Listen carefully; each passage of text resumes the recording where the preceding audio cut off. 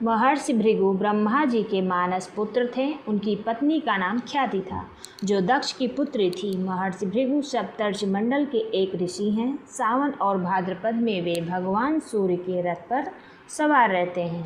एक बार की बात है, सरस्वती नदी के तट पर ऋषि मुनि एकत्रित होकर इस विषय पर चर्चा कर रहे थे कि ब्रह्मा जी, शिव जी और विष्णु जी में सबसे बड़े और श्रेष्ठ कौन है। इसका कोई निष्कर्ष न निकलता देख उन्होंने त्रिदेवों की परीक्षा लेने का निश्चय किया और ब्रह्मा जी के मानस पुत्र महर्षि भृगु को इस कार्य के लिए नियुक्त किया। महर्षि भृगु सर्वप्रथम ब्रह्मा जी के पास गए। उन्होंने न तो प्रणाम किया और न ही उनकी स्तुति की। यह देख ब्रह्मा जी क्रोधित हो गए। क्रोध की अधिकता से उनका मुख लाल हो गया, आंखों में अंगारे दहकने लगे।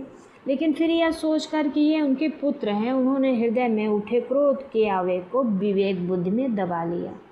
वहाँ से महर्षि भृगु कैलाश गए। देवादिदेव भगवान महादेव ने देखा कि भृगु आ रहे हैं तो वे प्रसन्न होकर अपने आसन से उठे और उनका आलिंगन करने के लिए भुजाएं फैला दी।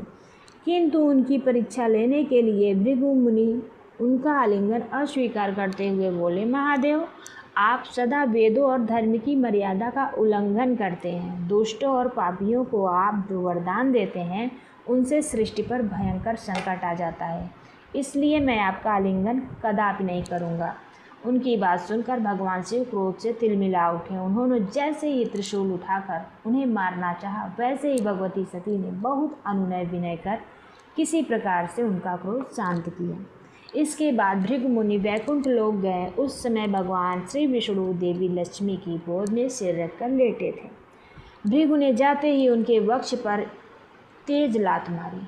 भक्त वत्सल भगवान विष्णु शीघ्र ही अपने आसन से उठ खड़े हुए और उन्हें प्रणाम करके उनके चरण सहलाते हुए बोले, भगवान, आपके पैर पर चोट तो नहीं लगी? कृपया इस आसन पर विश्राम कीजिए। भगवान, मुझे आपके शुभ आगमन का ज्ञान न था, इसलिए मैं आपका स्वागत नहीं कर सका। आपके चरणों का स्पर्श तीर्थों को पवित्र करने वाला है। आपके चरणों के स्पर्श से आज मैं धन्य हो गया। भगवान विष्णु का यह प्रेम व्यवहार देखकर महर्षि भृगु की आंखों से आंसू बहने लगे।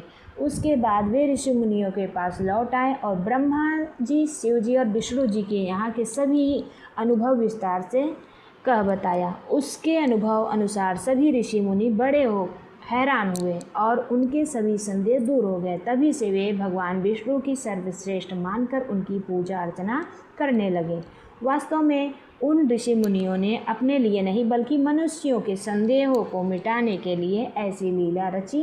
तो कहानी कैसे लगी कमेंट में हमें ज़रूर बताएं।